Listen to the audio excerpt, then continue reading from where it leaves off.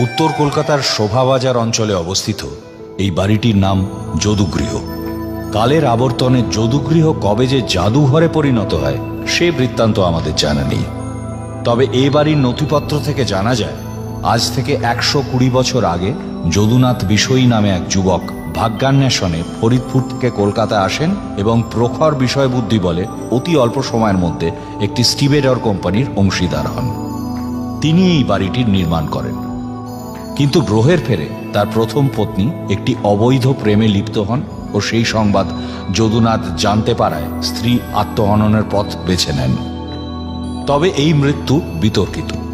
যদুনাথ কালবিলম্ব না করে এই বাড়ি পরিত্যাগ করেন ও পুনরায় বিবাহ করে অন্যত্র সুখে কালাতিপাত করতে থাকেন। তারপর থেকেই এই পরিত্যক্ত বাড়িটি কেন্দ্র করে নানান জটিলতার সৃষ্টি হয়। কালে একাধিক অংশীদারদের মধ্যে বহু ক্ষুদ্র ক্ষুদ্র অংশে বিভক্ত হয়। অনেক পরিবার ভাড়াটিয়া রূপে এ বাড়িতে বসবাস শুরু করেন। বাড়িটার আনাচে কানাচে লুকিয়ে আছে তাদের সুখ দুঃখ, হাসি কান্না, প্রেম ও প্রতিহিংসার নানান অপ্রকাশিত কাহিনী। অধুনা পরিত্যক্ত এই বাড়ির শেষ যে প্রণয় কাহিনী সেটাই হলো আমাদের গল্পের বিষয়। আজ থেকে প্রায় বছর দুয়েক আগে ফাল্গুনের এক সকালে শ্রান্ত এক যুবক খুঁজতে থাকে। দাদা, যদুগৃহটা কোথায় বলতে পারেন? যদুগৃহটিও বললে হয়, অ্যাড্রেস আছে। আমাকে বলেছিল নাম বললেই 28-1A বিডন রো। ও আরে মশাই, জাদুঘর বলুন, এই সোজা চলে যান, গিয়ে বাঁদিকে একটা খুলছে।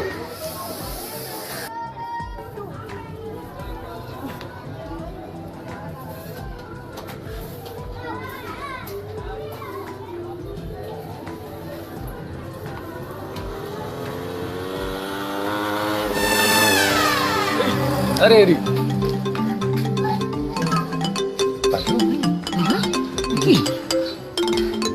সভ্যের দল সব। আর সাধনা মিটিল, আশা না পুরিল, সকলি ফুরায় যায় মা। আমার সাধনা মিটিল, আশা না পুরিল, সকলি ফুরায় যায় মা। আমার সাধনা মিটিল। কলকাতায় পা ফেলেই বাইক চালকের অমন বেপরোয়া ও ভয়ঙ্কর আচরণে স্তম্ভিত হয়ে যুবকটি যতটা সম্ভব ধীর ও সতর্ক পদক্ষেপে তার ঠিকানার উদ্দেশ্যে এগোতে লাগল। আর ঠিক সেই সময় তার দৃষ্টি আকর্ষণ করল এক যুবতী। সে যা দেখল তা হলো রূপ, যৌবন ও মানবিকতার এক বিরল মিশ্রণ।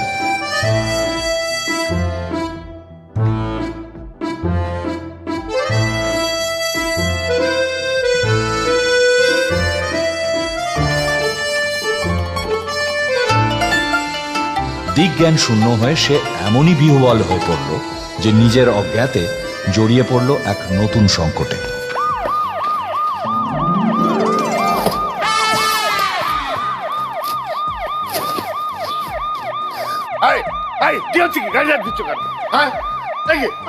আমি কিছু করিনি।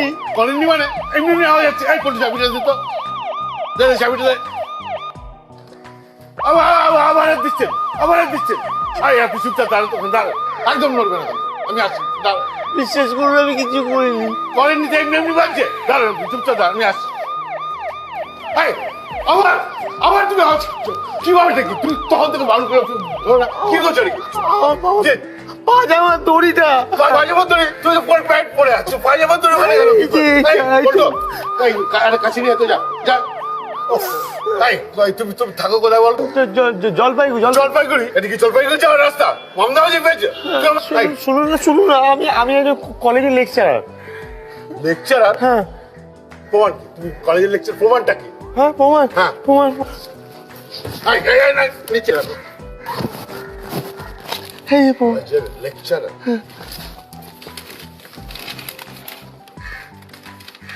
তোমাদের মতো এই কলেজ প্রফেসর জন্য আজকে দেশের এই অবস্থা, বুঝলে?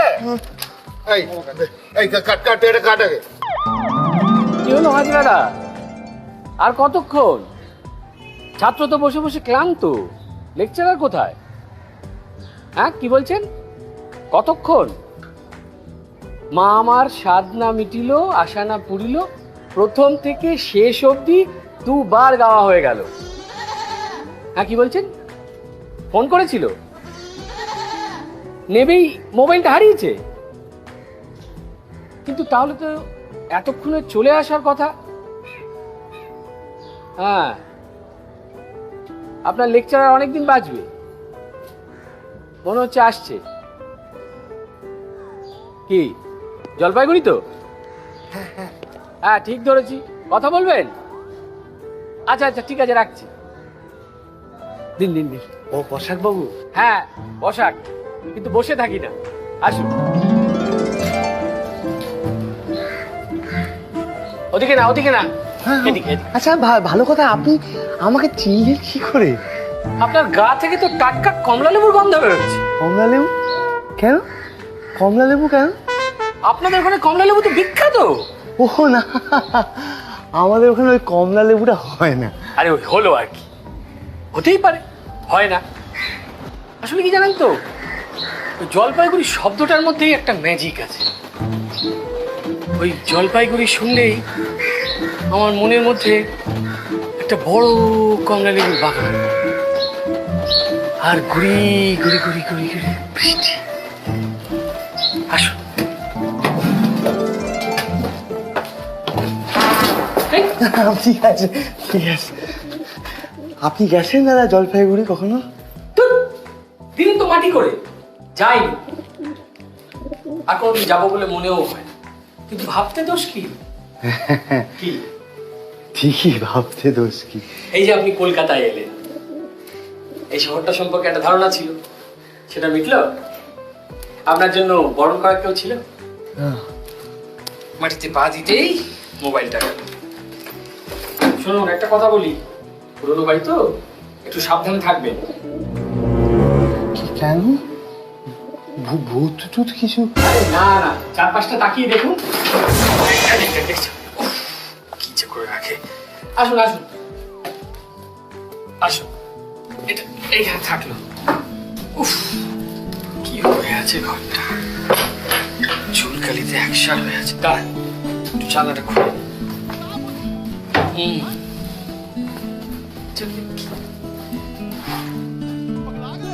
এই যে ঘরে যেসব জিনিসপত্র দেখছেন না, এসব আগে যিনি ছিলেন তার, তিনি ছিলেন ডিরেক্টর।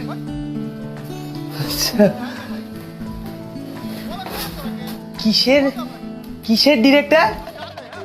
আর ওই যাকে বলে উলুবনে মুক্ত ছাড়ানো, না হলে এত খরচা করে কেউ এই ঘর সাজায়? আসলে আসলে কি জানেন তো, উদ্দেশ্যটা হলো বান্ধবীকে পটান, বুঝতে পারছেন?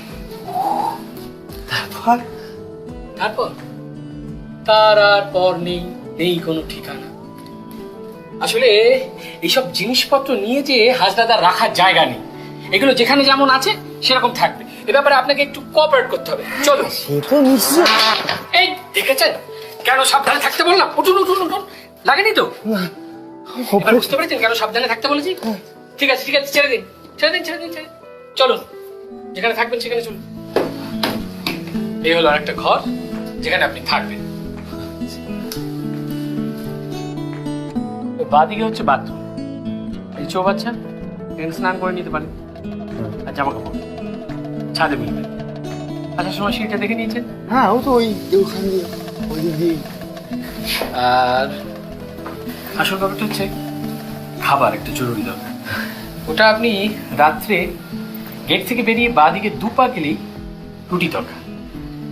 আর যখন মাসের প্রথমে পকেট গরম থাকবে, তখন আপনি গেট থেকে বেরিয়ে দাম দিয়ে যাবেন, মাস্টারদার দোকান বলবেন, আমার নাম করে অর্ডার দেবেন, ফ্রাইড রাইস চিলি চিকেন, গাত হয়ে যাবে। তবে খাবার ব্যাপারটা নিজে করে নিলেই ভালো হয়।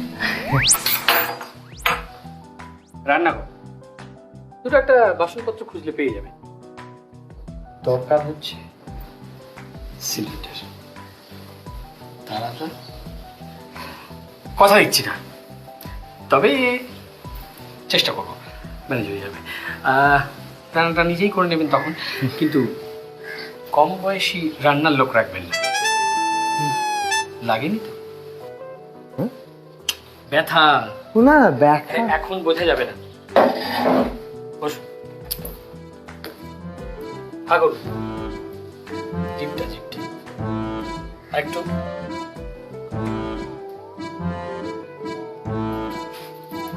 আরে হাঁটা বন্ধ করুন। এটা রাখুন।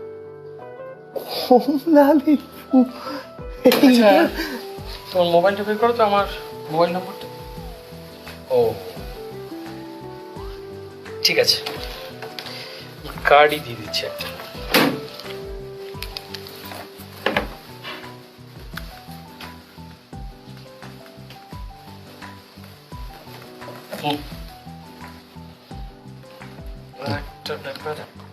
আচ্ছা চলো, খাবারের দোকানটা বরং দেখি, গেটের বাইরে আসলেই হবে। আয়, এই যে বাদিকে বলেছিলাম রুটি তরকা, ওই যে দেখতে পাচ্ছেন, ওটা হচ্ছে রুটি তরকা। আর ডান দিকে বলেছিলাম কি, ডান দিকে বলেছিলাম ফ্রাইড রাইস চিলি চিকেন। চলো এক মিনিট।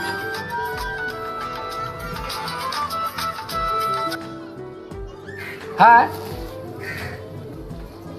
এসে গেছে? আচ্ছা ঠিক আছে, বসতে বল, আমি এক্ষুনি আসছি। হ্যাঁ হ্যাঁ আসছি।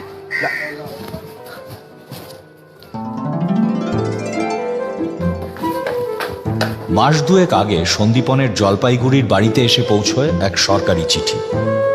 সন্দীপন সবিস্ময় আবিষ্কার করে সেটি তার অ্যাপয়েন্টমেন্ট লেটার। সে যতই কল্পনাপ্রবণ হোক না কেন, কলকাতার সিআর দাস কলেজের লেকচারারের পদটি যে তার ভাগ্যে জুটবে এমনটা সে স্বপ্নেও ভাবেনি। জলপাইগুড়ি ছেড়ে অন্যত্র যাওয়ার সুযোগ আগে কখনো আসেনি, তাই আপন বাসস্থান ছেড়ে অচেনা এক শহরে জীবনযাপন করার ভাবনাটা প্রথম বেশ পীড়া দিল। অন্যদিকে প্রথম চাকরি ও এত বড় শহরে নিজেকে নূতন করে আবিষ্কার করার বাসনাটা ধীরে ধীরে প্রবল হয়ে উঠল। দূর সম্পর্কের এক আত্মীয়ের তৎপরতায় জুটে গেল এই আস্তানাটি। বাড়িটির এই অংশের বর্তমান মালিক সুশান্ত হাজরা যদুনাথ বিষয়ীর বংশধর। কাজ করেন জাহাজে। আলিপুরে বিরাট বাসা। এই বাসাটিকে বাসযোগ্য করে রাখার তাগিদে মাঝে মাঝে বিশ্বস্ত ব্যাচেলার যুবকদের সাময়িক চুক্তিতে ভাড়া দেন। এছাড়া জায়গাটা ব্যবহার করেন গুদাম ঘর হিসেবে। জমিয়ে রাখেন নানা বাতিল ও প্রাচীন সামগ্রী। এরই মাঝে সন্দীপন আবিষ্কার করে জাপানি ভাষা থেকে ইংরেজি ভাষার মূল্যবান এক অভিধান। পরবর্তীকালে অভিধানটি হয়ে ওঠে তার নিঃসঙ্গ জীবনের এক বিরল সঙ্গী।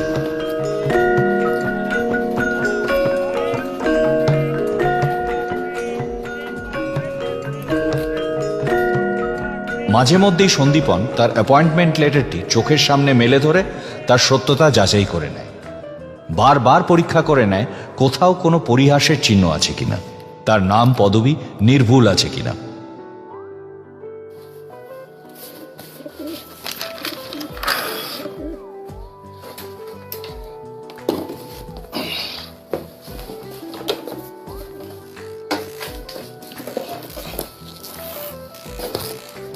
আবাসটিকে বাসযোগ্য করার তাগিদে সন্দীপন যখন বেশ ব্যস্ত, তখনই তার কানে ভেসে আসে সুললিত নারীকণ্ঠের এক মধুর সুর। আমারও পরানো যাহা চায়।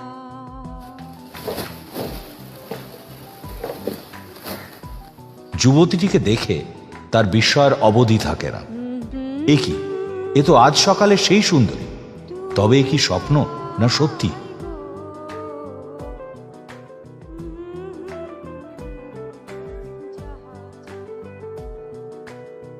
সন্দীপনের হৃদস্পন্দন উত্তরোত্তর বিপদসীমার দিকে ধাবিত হতে লাগলো।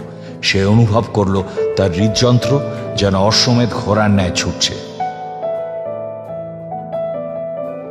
টিমা, আসি।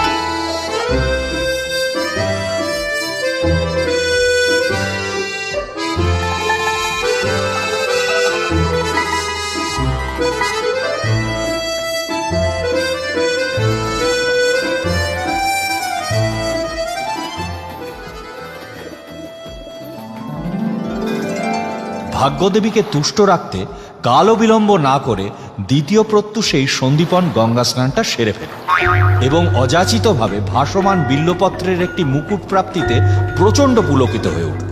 এটা যে ঈশ্বর প্রেরিত এক শুভ সংকেত সে বিষয়ে তার কোনো সন্দেহই রইল না। দেবী দর্শন সম্পন্ন করে ফেরার পথে নিতান্ত দৈব যোগেই একটি বড়সড় বিড়ম্বনা থেকে সে কান ঘেঁষে বেঁচে গেল। কাকু, ও কাকু, আমার বলটা একটু দেবে?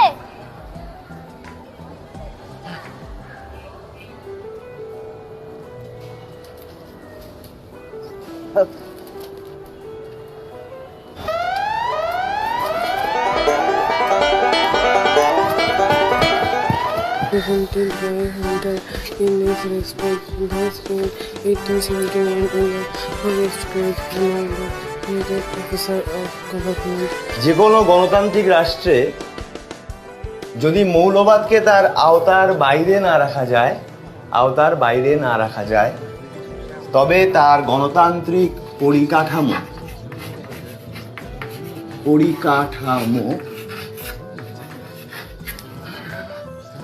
পরিকাঠামো ভেঙে যেতে পারে।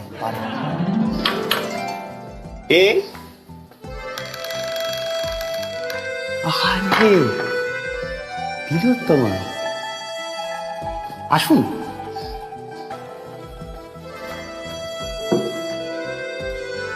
সন্দীপন বাবু, মাফ করবেন, আপনাকে অসময়ে বিরক্ত করলাম বলে।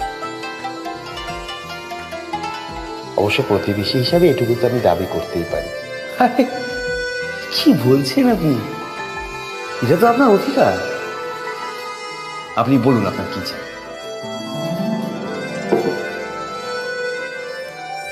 এক পিস মোমবাতি হতে পারে? প্রেশারের ওষুধটা যেমন আছে তেমনই চলবে। আর আমি আজ যে নতুন ওষুধটা লিখে দিয়েছি সেটা খেয়ে কেমন আছে আমাকে জানাবেন।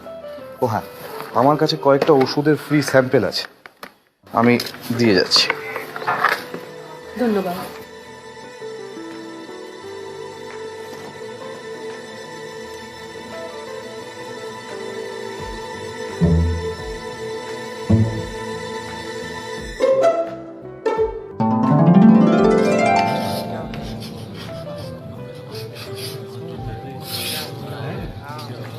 সাম্রাজ্যবাদ, আসলে সাম্রাজ্যবাদের কোনো একটি প্রকৃত সংজ্ঞা নির্দেশ করা কঠিন, কারণ রাষ্ট্রবিজ্ঞানী এবং মনীষীরা সাম্রাজ্যবাদের যে সংজ্ঞা দিয়েছেন তাতে বিভিন্ন মতবিরোধ দেখা যায়। যেমন সিডি বার্নস বলেছেন যে একটি সরকার এবং সুসংহত আইন ব্যবস্থা দ্বারা অনেকগুলি দেশ ও জাতিকে একসঙ্গে শাসন করা হলে তাকে সাম্রাজ্যবাদ বলে। আবার এইচ.জি. ওয়েলসের ভাষায় সর্বপ্রকার আধুনিক সাম্রাজ্যবাদ হলো মোটামুটিভাবে একটি সচেতন জাতীয় রাষ্ট্রের বিশ্বব্যাপী প্রভাব বিস্তারের একটা চেষ্টা। Bukaka, gata kaid sil, bukaka price, bukaka. Costa. Bukaka. Bukaka.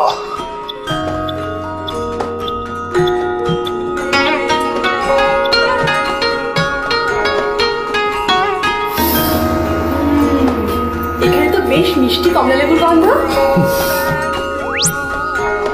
আমার না তেষ্টা পেয়েছে। আমার তেষ্টা পেয়েছে।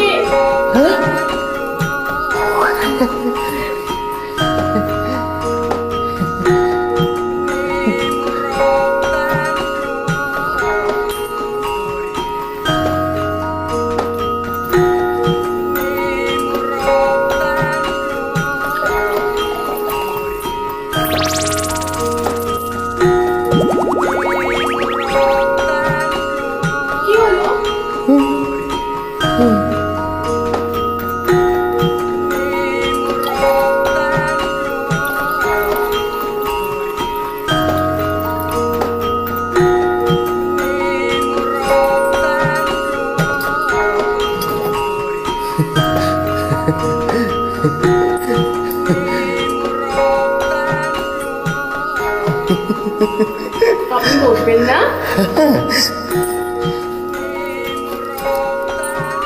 কিছু বলুন না। এই দাঁড়ান দাঁড়ান, এই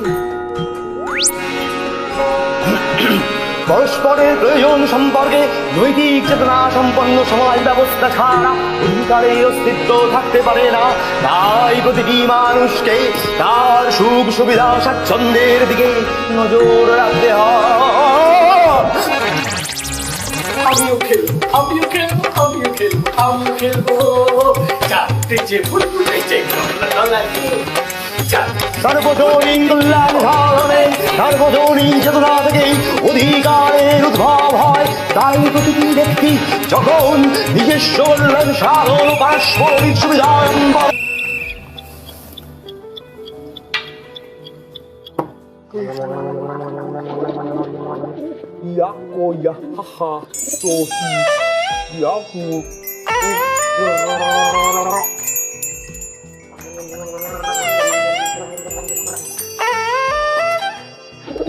sensu teci wa madoga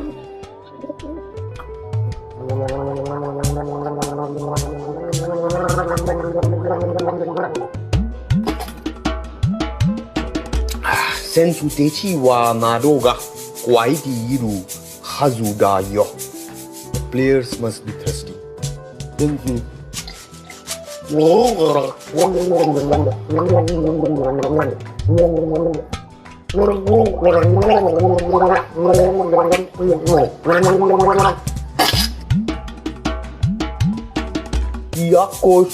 Yako ya haha soti Yaku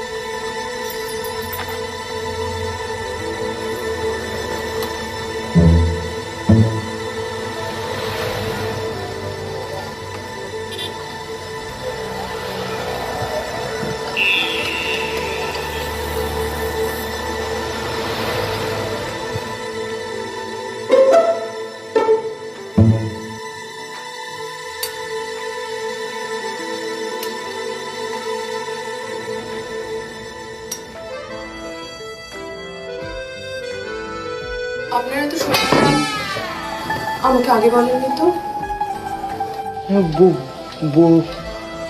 বলতে তো আমি চাই, কেন পেরে উঠি না। লিখতে তো আমি চাই, কিন্তু পেরে উঠি না। কাছে পেতে চাই, তবু কেন দূরে সরে যায়। কাছে পেতে চাই, তবু কেন দূরে সরে যায়।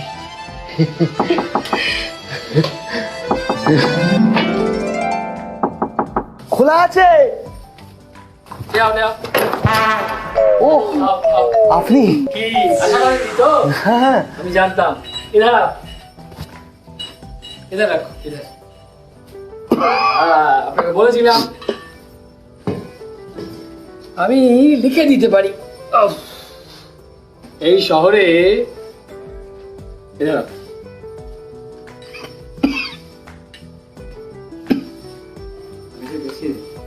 যাও, আমি লিখে দিতে পারি এই শহরে 1.5 মাসের মধ্যে আপনাকে কেউ পাইয়ে দিতে পারবে না গ্যাস সিলিন্ডার। ও সত্যি? আপনার যে কি করে আমি না না না না, এটা মোটেও ভাববেন না আমার কোনো উদ্দেশ্য নেই। কি উদ্দেশ্য? এখন বলা যাবে না, সময় হলেই জানতে পারবেন। তখন কিন্তু না বলতে পারবেন না।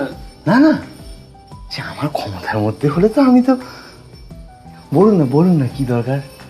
এখন নয়, এখন নয়। কখন?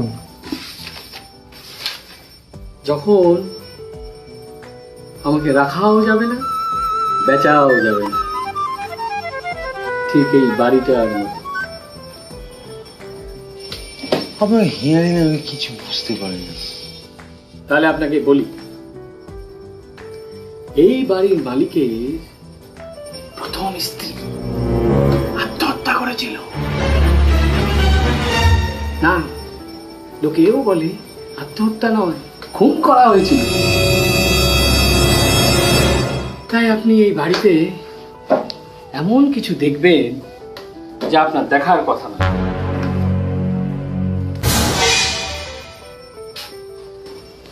এমন কিছু শুনবেন যা আপনার শোনার কথা না। চলি।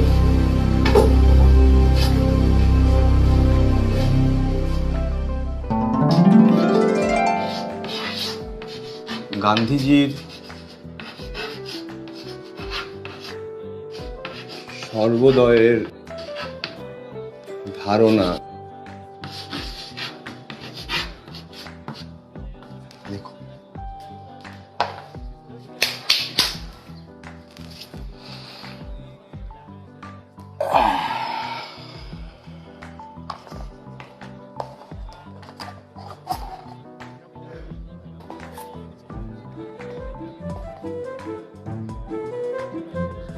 সর্বোদয় এই শব্দটির স্রষ্টা হচ্ছেন গান্ধীজি। তার ভাবী সমাজের কল্পনা যে ধ্রুবপদের মধ্যে বিধৃত হচ্ছে, তাই সর্বোদয়। সর্বোদয়ের অর্থ সর্ব এবং উদয়, এই দুই শব্দের সমন্বয়ে সর্বোদয় শব্দটি গঠিত। সর্বোদয় কথাটির আক্ষরিক অর্থ হল সকলের কল্যাণ, সকলের কল্যাণ। Hello hello hello hello hello hello hello hello hello hello hello hello hello হ্যাঁ শুনতে হ্যালো, আরে কিছুই তো। Hello hello hello hello hello hello hello hello hello শুনতে পাচ্ছ? হ্যাঁ হ্যাঁ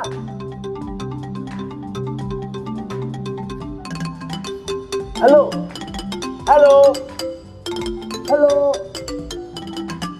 হ্যালো হ্যালো হ্যাঁ হ্যাঁ হ্যাঁ হ্যাঁ হ্যাঁ শুনতে পাচ্ছি। Hello hello hello hello hello hello hello হ্যাঁ হ্যাঁ বাবু, হ্যাঁ বাবু বাবু বলছি, বাবু। হ্যাঁ শুনতে পাচ্ছ? এই হ্যালো হ্যালো হ্যালো হ্যাঁ হ্যাঁ হ্যাঁ শুনতে পাচ্ছ? হ্যাঁ বাবু বাবু। হ্যালো মা বলছি, নতুন ফোন কিনেছি। হ্যাঁ হ্যাঁ হ্যালো হ্যালো হ্যাঁ হ্যাঁ হ্যাঁ হ্যাঁ হ্যালো হ্যাঁ হ্যাঁ শুনতে পাচ্ছ কি? বাবু বাবু সন্দীপন কলকাতা। এই যে শুনতে পাচ্ছেন? হ্যাঁ হ্যাঁ ওটা বন্ধ করুন। মা মা মা মাকে কোনো লাভ নেই, ওটা বন্ধ করে এদিক দিয়ে আসুন।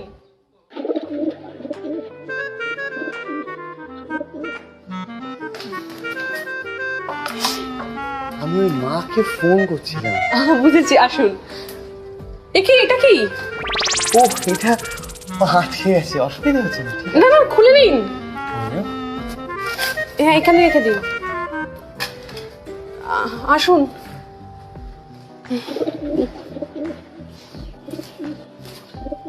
এই বাড়ির কোথাও, এমনকি ছাদে গেলেও আপনি নেটওয়ার্ক পাবেন না। আসুন।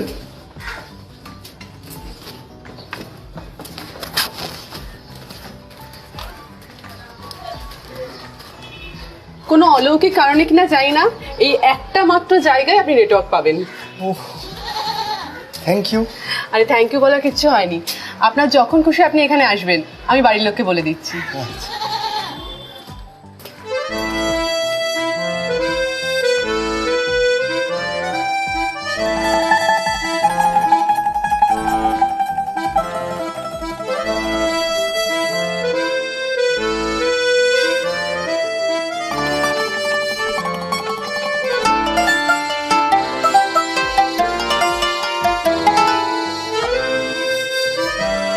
হ্যাঁ বাবা, হ্যাঁ শুনতে পাচ্ছ?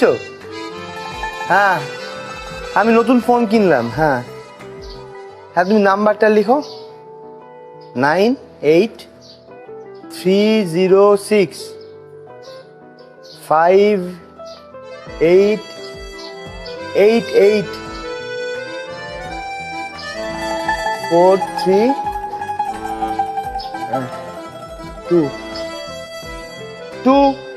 হ্যাঁ আচ্ছা আচ্ছা মাকে দাও।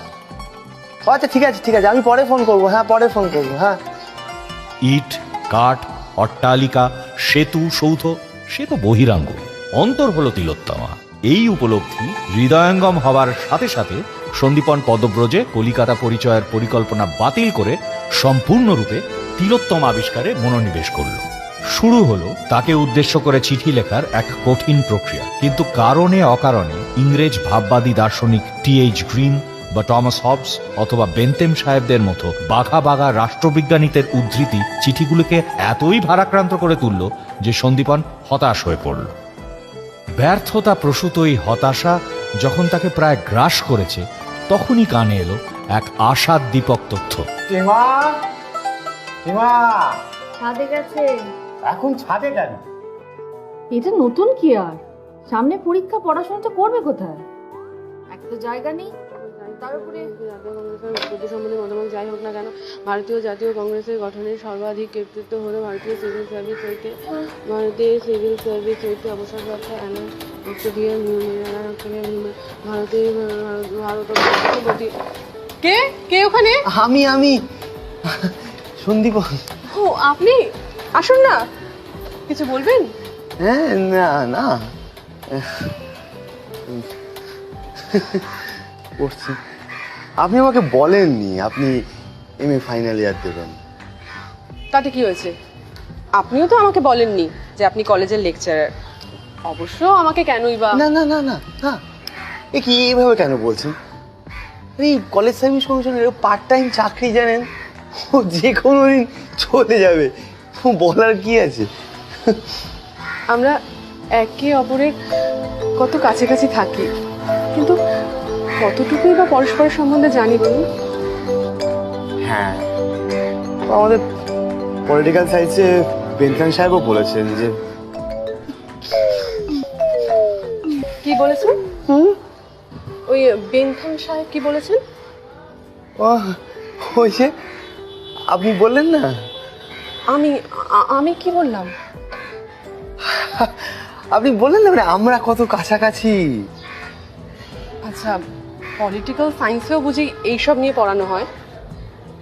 হ্যাঁ মানে ওই মানে একটা রাষ্ট্রের সার্বভৌমত্ব আর তার প্রতিবেশী রাষ্ট্রের সার্বভৌমত্ব, তাদের মধ্যে যে দ্বান্দ্বিক সম্পর্ক। আমি না এইভাবে বিষয়টা কোনোদিনও ভেবে দেখিনি।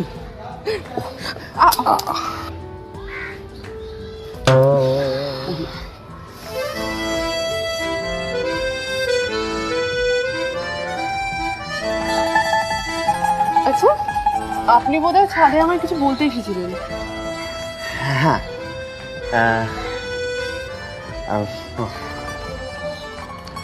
আমার খুব খারাপ লাগছে জানেন না, ওই যে আপনাকে এত কষ্ট করে পড়াশোনা করতে হয়। আমি তো এটা কখনো খেয়ালই করিনি যে আপনাকে এত কষ্ট করে। এইটা যদি আপনি রাখেন। চাবি? হ্যাঁ মানে এটা আমার ঘরের ডুপ্লিকেট চাবি। আসলে কি মানে আমি কতক্ষণ আর বাড়িতে থাকি বলুন, তা আপনি যে কোনো সময় আপনি এসে আমার ঘরে পড়াশোনা করতে পারেন। না না মানে ছি, এটা আপনি কি বলছেন? আচ্ছা, আপনাকে মা কিছু বলেছে এই সম্বন্ধে? না না না। তাহলে আমি তো দেখেছি তো, মানে আমি দেখেছি তো কত জায়গার অভাব। না না না, আপনি বুঝতে পারছেন না, এটা কিছুতেই হয় না। কেন? আমি নিতে পারবো না।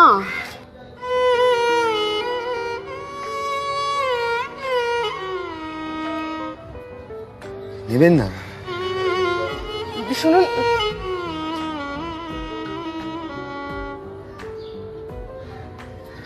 ঠিক আছে থ্যাংক ইউ। আচ্ছা আপনি কেন থ্যাঙ্কস বলছেন? থ্যাঙ্কস তো আমার জানানোর কথা।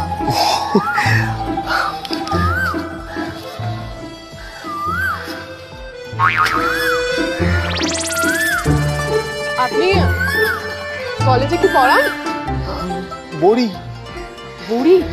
হ্যাঁ ই বাবা, আপনি কি করলেন? বাবা এগুলো ঝর্ণা মাসির জিনিস, আপনি জানেন না ঝর্ণা মাসি যদি এখানে চলে আসে না, চলুন আমাদের পালাতে হবে। ও কি, চল। জুতোটা হাতে খুলে নিন। হাতে কেন?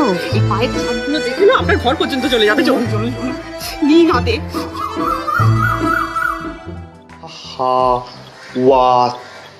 Haha Tokyo, my mother. Oh, Hazusima Hazusima.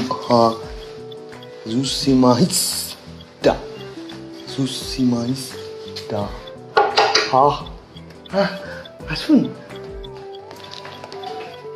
কি পড়ছেন এগুলো হাহু করে? জাপানি। আপনি জাপানি ভাষা জানেন? হ্যাঁ শিখছি, এই বইটা এই বাড়ি থেকে পেয়েছি, দারুণ। এই একটা চিঠি এসেছে আপনার নামে, তবে এটা বোধহয় জাপানি ভাষা নয়, বাংলায়। সত্যি আপনাকে যে কি বলে ধন্যবাদ দেব, আপনি আমার মানে ঘর দূর এমন বদলে দিয়েছেন চিনতেই পারছি না। তাতে কি হয়েছে, আপনার ঋণ যতটুকু শোধ করা যায়। এমা, ঋণ বলছেন কেন? না না না। ও শুনুন, আপনাকে একটা কথা বলা হয়নি, কোর্ট থেকে একটা চিঠি আসতে পারে, আপনি কিন্তু ওটাই আবার সই করে দেবেন না। কেন কোর্টে? সেসব না হয় পরে জানেন। ঝর্ণা মাসি এসেছিল আমাদের বাড়িতে, কেন জানি না নির্ভুলভাবে আপনাকেই সন্দেহ করছে, ওই যে বড়ির ব্যাপারটা। ও তাই? হ্যাঁ, এতটা ভয় পাবেন না, আমি বলে দিয়েছি ওটা রাজমিস্ত্রির কাজ। বাবা, আপনি আমাকে কত বিপদ থেকে বাঁচাবেন সত্যি। এই আমাকে ডাকছে, আমি আসছি। হ্যাঁ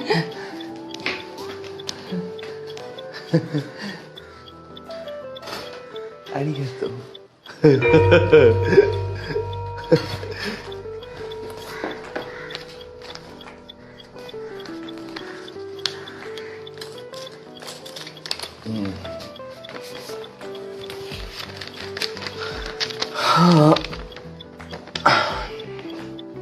স্নেহের বাবু, পরশু তোমার চিঠিতে তোমার কুশল সংবাদ পেয়ে নিশ্চিন্ত হলাম। তোমার জন্য সবসময় চিন্তায় থাকি, তাড়াতাড়ি একটা ফোন কিনবো যাতে মাঝে মাঝে তোমার সঙ্গে কথা বলা যায়। এখন এখানে প্রায় রোজই বিকেলের দিকে বৃষ্টি হচ্ছে। তোমার লাগানো চামেলি ফুলের গাছে প্রচুর ফুল ফুটেছে, শরীরের যত্ন নিও, খাওয়া দাওয়া ঠিক করে করো। গতকাল তোমার পিসিমা এসেছিলেন, তোমার জন্য একটি সুলক্ষণা পাত্রীর সন্ধান দিয়েছেন। পাত্রী কলকাতার প্রখ্যাত হালুইকর। ভীমচন্দ্র বসাকের পৌত্রী। শুনেছি কলকাতাতে এদের 18টি মিষ্টির দোকান। পাত্রী এমএ ফাইনাল পরীক্ষা উত্তীর্ণ হবে। পণ্ডিত মশাই উভয়ের কোষ্ঠী থেকে বলেছেন রাজচোট। পাত্রের সাথে মেয়েটির একটি ছবি পাঠালাম। হালুইকর পরিবার জাত পাত্রী। এই তথ্য জানার পর সন্দীপনের চোখের সামনে ভেসে ওঠে জিলিপির মালা গলায় এক যুবতী, যার হাতে একটি প্রমাণ সাইজের লাড্ডু ও অন্য হাতে একটি ফুলের স্তবক। এমন এক কটু ও নিন্দনীয় চিন্তার জন্য সে নিজেকে বারবার ধিক্কার দিতে থাকে।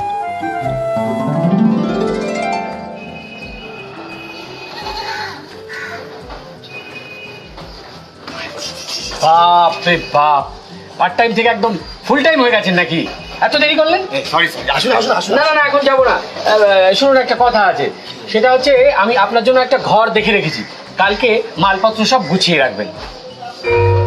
মাল গুছিয়ে রাখবো কেন? হ্যাঁ, আসলে আপনাকে বলা হয়নি, এই বাড়িটা নিয়ে একটা কেস চলছে, সবাইকে এই বাড়ি ছেড়ে দিতে হবে। ছেড়ে দিতে হবে? ছেড়ে না দিলে ঘাড় ধাক্কা দিয়ে বের করে দেবে। কিন্তু কই সবাই তো যাচ্ছে না। এই তো দেখুন ভাই, আপনাকে আমার ভালো লেগেছিল, তাই আপনার উপকার করতে চেয়েছি। আপনার জন্য একটা ঘর দেখে রেখেছি, আপনি গেলে যাবেন, না গেলে যাবেন না। আমার কি আমার কি আমার কি বসাক দা, ও বসাক দা, আরে আমার মালপত্র তো সব নিচে নামানো হয়ে গেছে, ছড়ানো ছিল না। কই ট্রাক কোথায়? রাস্তা শুনশান, দেখুন কোথায় উল্টে আছে। শেষ পর্যন্ত আপনি এটা মেনে নিলেন? তো কি করবো বলো, যেতে তো হতোই, আজ না হয় কাল, তাই আগেই চলে যাচ্ছি যাতে পরে কোনো ঝামেলায় না পড়তে হয়। না, এটা কিন্তু আপনি ঠিক করলেন না। এ ঠিক করলাম না মানে এটা কি? হ্যাঁ, মানে আপনি যেটা করলেন তার জন্য জানেন আমাদের উপর কত চাপ পড়বে। ওরা বলবে ওই তো ওরা চলে যাচ্ছে, আপনারাও যান। দেখুন আমায় না কোনো দোষ দেবেন না। আর আপনারা যদি ভেবে থাকেন যে এই বাড়ি সারা জীবন আপনাদের ছাড়তে হবে না, তাহলে আপনারা মূর্খের স্বর্গে বাস করছেন, বুঝেছেন? আর শুনুন, আপনাকে একটা কথা বলি, এই এতগুলো ভাড়াটিয়াকে এক কথায় তুলে দেবে? হ্যাঁ, দেশে আইন কানুন বলে কিছু নেই। হ্যাঁ, দেখুন ভেতরের খবর না আমার খুব ভালো করে জানা আছে। 2 মাসের মধ্যে যদি এই বাড়ি আপনাদের সবাইকে না ছাড়তে হয়, তাহলে আমার নাম বিনয় অধিকারী নয়। আপনার নাম বিনয় অধিকারী নয়। এতগুলো ভাড়াটিয়াকে এক কথায় তুলে দেবে, দেশে আইন কানুন বলে কিছু নেই। Wakamo na Nihon o Hungary Kansai আসছি Kansai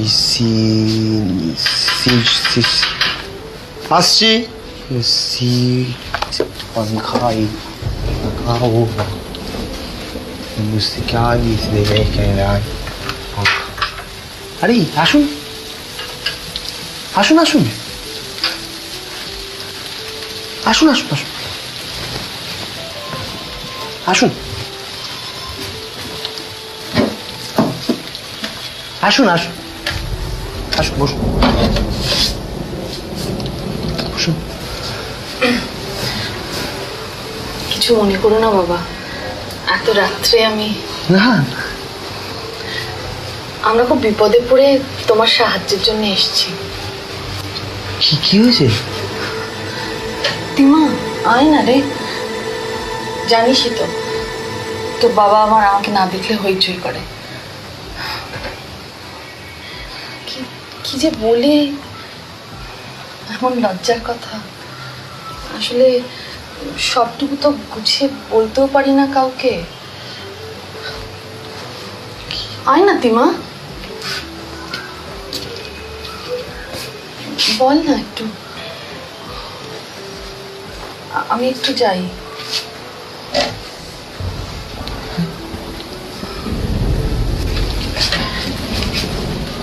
ঠিক আছে, হ্যাঁ আমি কথা কি হয়েছে? আপনার বাবার শরীর টরীর খারাপ নাকি? হ্যাঁ, আমার বাবা না ভালো নেই। কি হয়েছে আপনার বাবার? আসলে আজ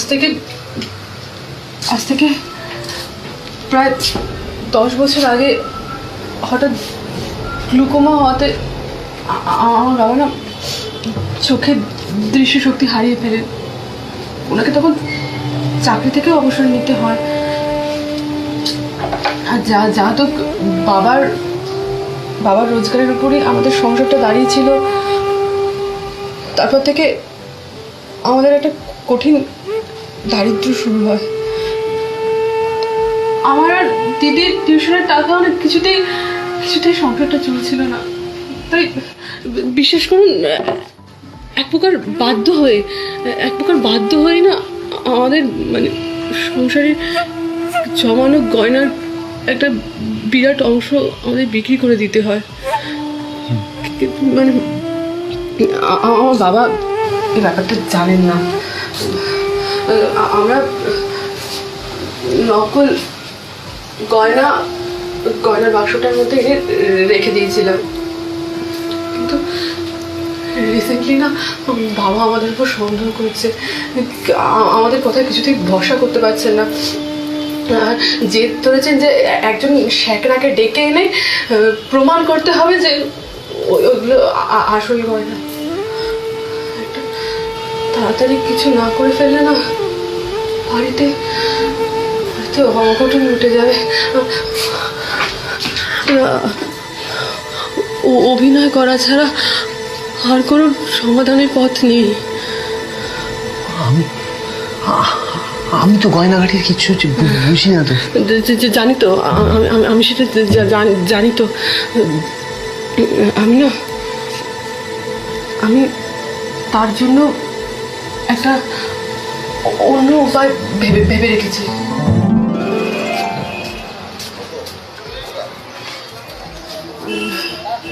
শুনুন না, বলছি ভিতরে গিয়ে কিন্তু আপনি সব কিছু ভালো করে জেনে নেবেন, হ্যাঁ? কীভাবে সোনা মাপে বা আর কী কী টার্মস ওরা ইউজ করে ওগুলো কিন্তু মনে রাখবেন। এই যে এই নোট বইটার মধ্যে সব লিখে নিতে হবে। হ্যাঁ, আপনি লিখে নিন, আপনার হাতে লেখা থাকলেই ভালো। আর যদি এক্সট্রা কিছু জানার থাকে সেগুলো জেনে নেবেন, কিন্তু বাড়িতে গিয়ে যেন কোনো কনফিউশন না হয়। ঠিক আছে তো? মনে থাকবে? চলুন।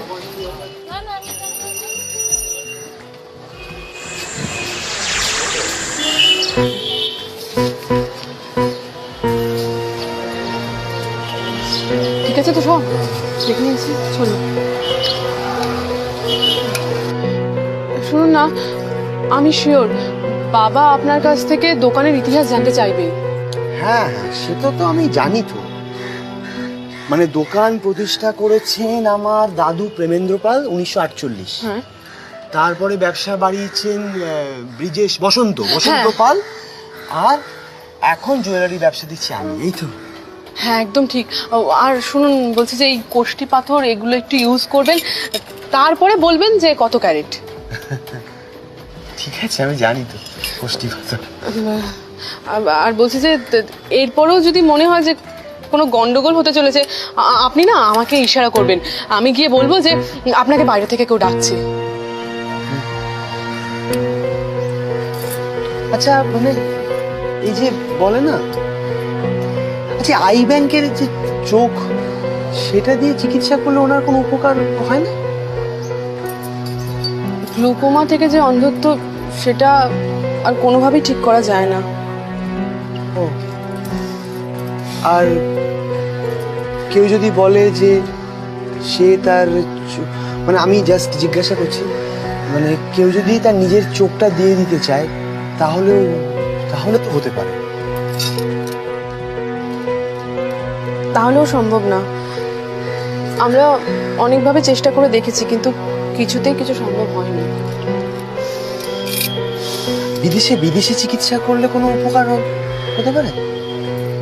সেটা তো আমি বলতে পারবো না, তবে আপনি এটা নিশ্চয়ই বুঝতে পারছেন যে আমাদের সাধ্যের একটা সীমা আছে।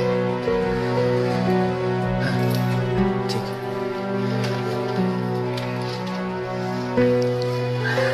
একটা ব্যাপার, আচ্ছা ওনার সোনায় এত লোভ কেন? আসলে বাবা উত্তরাধিকার সূত্রে কিছু সোনার গয়না পেয়েছে, আর বাবা মনে করেন যে সোনাই একমাত্র নিরাপদ সঞ্চয়। তার জন্য উনি সারা জীবন সোনা জমিয়ে গেছেন। সোনা ছাড়া আমাদের আর কোনো অ্যাসেট নেই, আর এটাই আমাদের বাঁচিয়ে রেখেছে। যাক, বাদ দিন এসব কথা। শুনুন না, বলছি যে পুরো ব্যাপারটা আরেকবার ঝালিয়ে নিলে হয় না? কে প্রতিষ্ঠা করেছিল আপনাদের দোকান? বাবা প্রেমেন্দ্র, দাদু প্রেমেন্দ্র পাল, 1948। বাক্সগুলো কোথায়?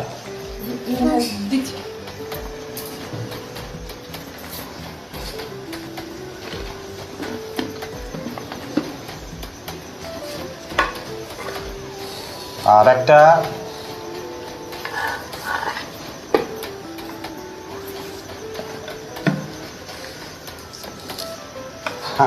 আমার অবশ্য আলো লাগে না, তবে আপনার যদি আলোর দরকার হয় আলোর ব্যবস্থা করা যেতে পারে। না আমার ঠিক আছে। তোমরা এবার এখান থেকে যাও। কি, চলে যাও? যাচ্ছি।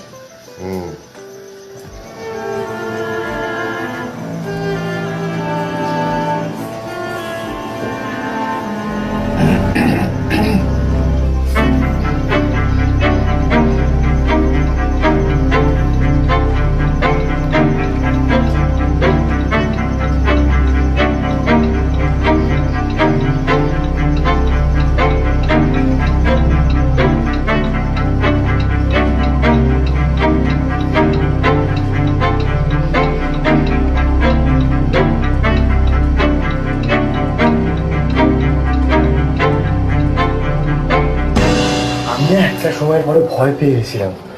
আমি ভাবলাম আমি ধরা পড়ে যাবো। একবার আপনার বাবা গোয়েন্দা হতে পারতেন। বসুন বসুন।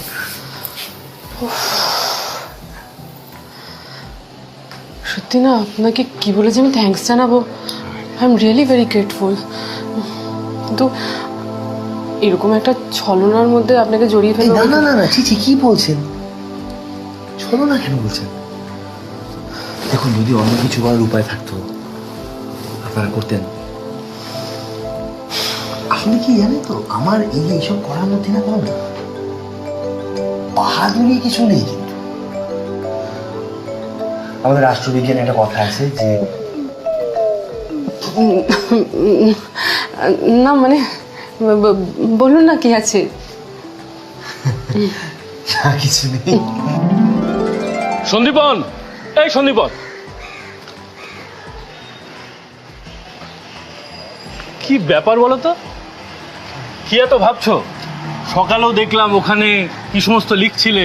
ওহো, যা হোক যা হোক, শোনো, এই কলেজের কমন রুমে না বললাম না, ওখানে বললে আবার সবাইকে বলতে হতো, সেটা আমার পক্ষে সম্ভব নয় ভাই।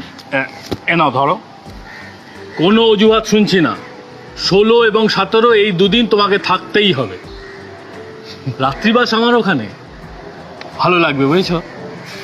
পুকুর, গাছ, এসব তো তুমি ভালোবাসো। আমি যাব, তুমি এত করে বলছো, আমি যাব। আর শোনো, এই কীভাবে আসতে হবে না, সব এই কার্ডের মধ্যেই লেখা আছে। হ্যাঁ, কার্ডে লেখা আছে।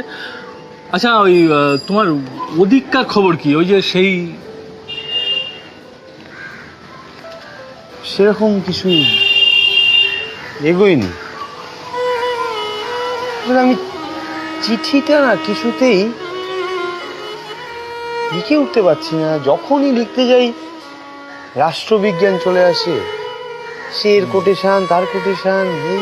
শোনো শোনো শোনো, তোমাকে না আমি আমার একটা অভিজ্ঞতার কথা বলছি। বেস্ট হয় তুমি যদি একটা ওই কবিতার লাইন দিয়ে শুরু করতে পারো।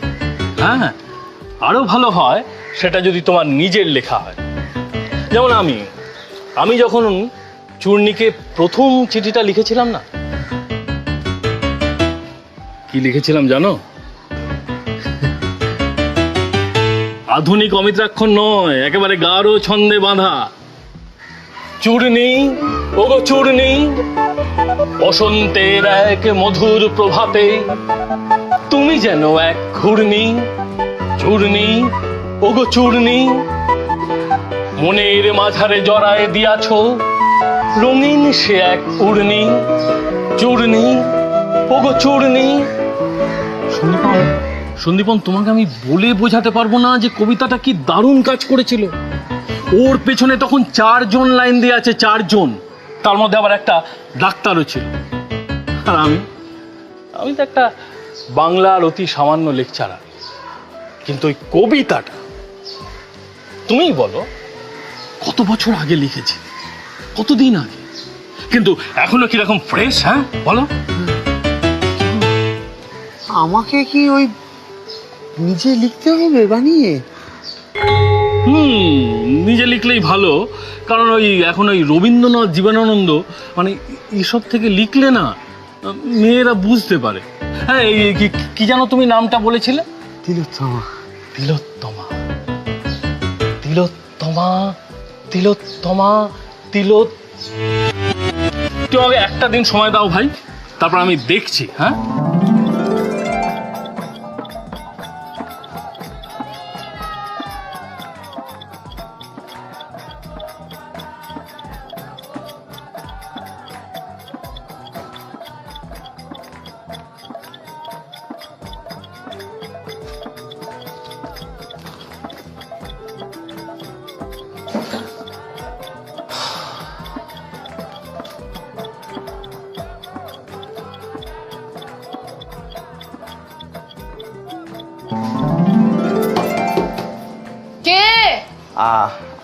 আমি আসছি।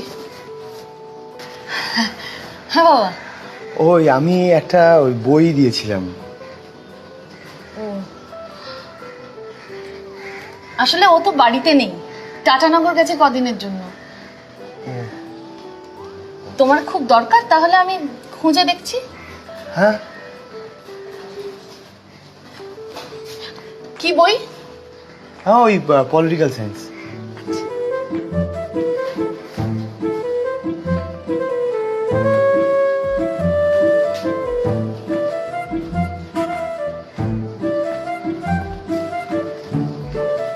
না বাবা, পেলাম না, কিছু মনে করো না। ও আজকে বিকেলেই চলে আসবে। ঠিক আছে, আমি কালকে নিয়ে নেবো। কালকে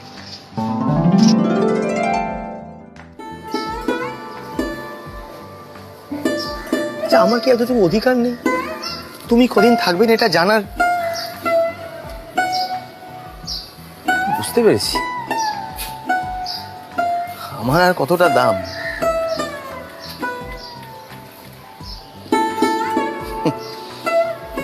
সাধারণ একজন মাস্টার? না না না, এ আমারই তো ধৃষ্টতা।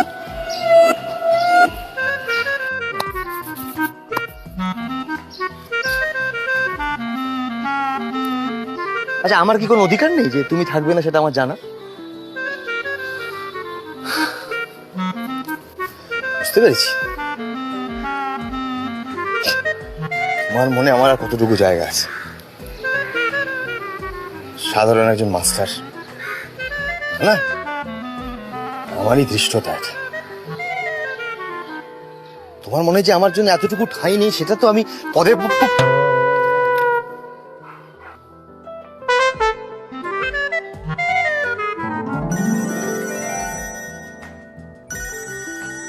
হ্যাঁ বাবা, হ্যাঁ শুনতে পাচ্ছ?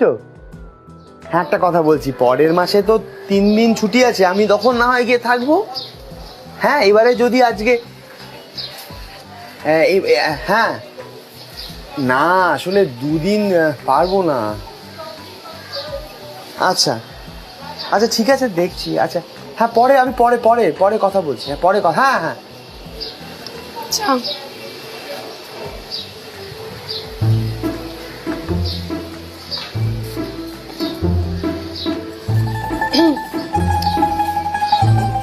শুনুন, আপনার মুখ দেখে না স্পষ্ট বোঝা যাচ্ছে যে যে কোনো কারণেই হোক আপনি আমার উপর খুব রেগে আছেন।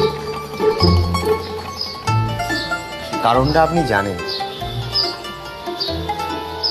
আপনিও তো কোথাও একটা যাচ্ছেন, কোথায় আপনিও তো আমাকে বলেননি। তাহলে পুরো ব্যাপারটা শোধবোধ। ওটা এমনি 2 দিনের জন্য, আসলে না না গেলে হবে না। এই 16 আর 17 বাস। সহকর্মীর নিমন্ত্রণ রক্ষায় সন্দীপন নির্দিষ্ট ক্ষণে যাত্রা শুরু করল, কিন্তু ফেরিঘাটে পা রেখেই সে বুঝল তিলোত্তমা ছাড়া তার পক্ষে আর এক মুহূর্তও একা থাকা সম্ভব নয়।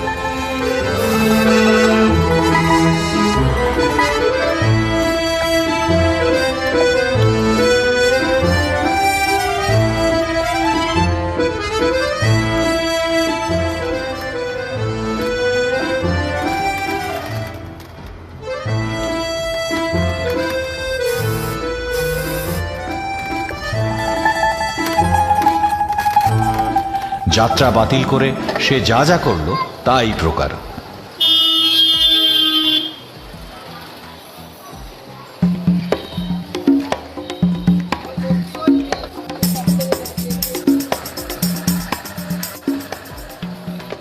প্রথমেই সে ব্যাংক থেকে তার যাবতীয় সঞ্চয় তুলে নিল।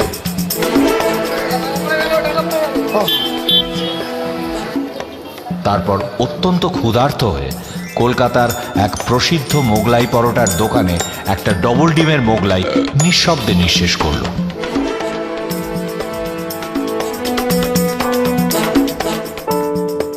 একটি গয়নার দোকান থেকে 2 গাছা সোনার চুড়ি কিনল।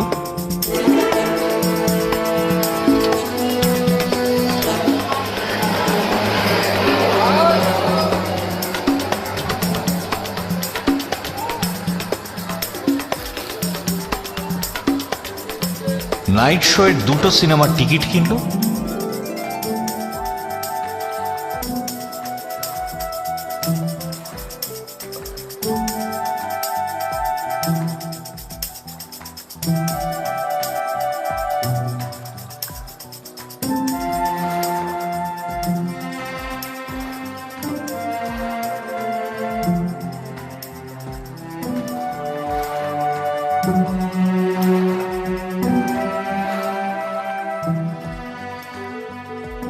ও অবশেষে এতদিন এত চেষ্টা করে তিলোত্তমাকে যে চিঠি লিখতে সক্ষম হয়নি তা অনায়াসে দ্বিতীয় প্রচেষ্টাতে লিখে ফেলল।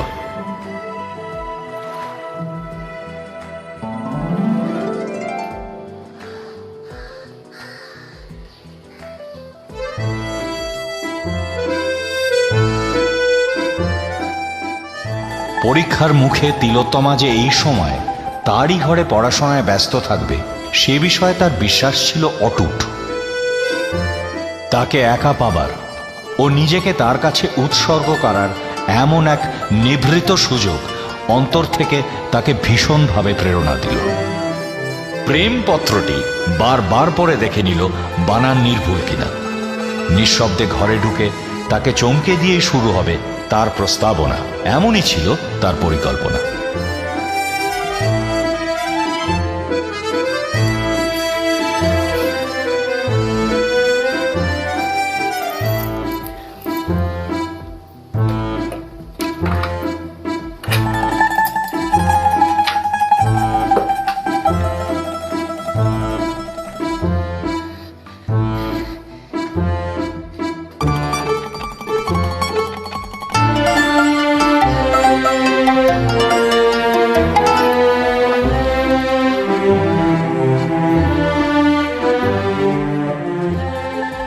কিন্তু দরজা সামান্য ফাঁক করে সে যা দেখল তাতে তার সমস্ত স্বপ্ন মুহূর্তের মধ্যে ভেঙে চুরমার হয়ে গেল। এটা কি তবে সন্দীপনের ভয়ঙ্কর দিবাস্বপ্নের কোনো নতুন সংস্করণ, নাকি এটা সত্যি? এটা সত্যি, কারণ সে শুনল। বেদনায় তার হৃদয় ক্ষতবিক্ষত হয়ে গেল। এ যেন নিয়তির এক নিষ্ঠুর পরিহাস। কারণ একই দৃশ্য ভিন্ন দৃষ্টিকোণ থেকে দেখলে দৃশ্যটির অর্থ যে সম্পূর্ণ ভিন্ন হতে পারে তা বেচারা সন্দীপন কিভাবে জানবে?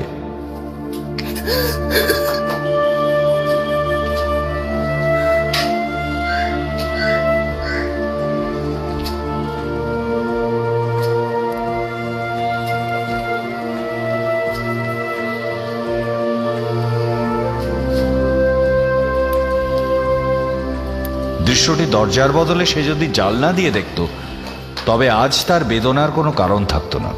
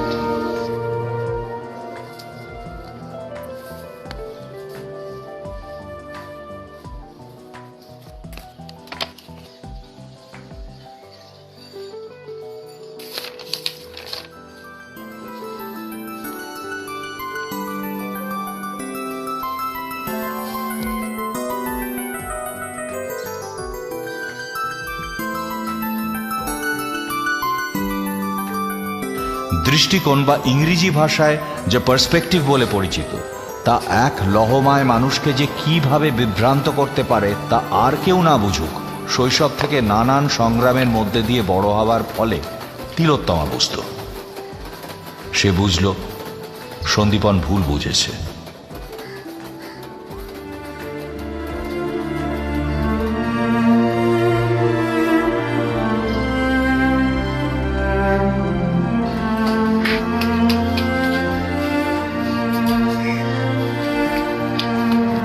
সেদিন গভীর রাত্রে বৃষ্টি ভেজা সন্দীপনকে জ্বরে বেহুঁশ অবস্থায় একটি সরকারি উদ্যান থেকে উদ্ধার করা হয়। এখনো 104 জ্বর। আমার তো মনে হয় ওর বাড়ির লোকেদের খবর দেওয়া উচিত।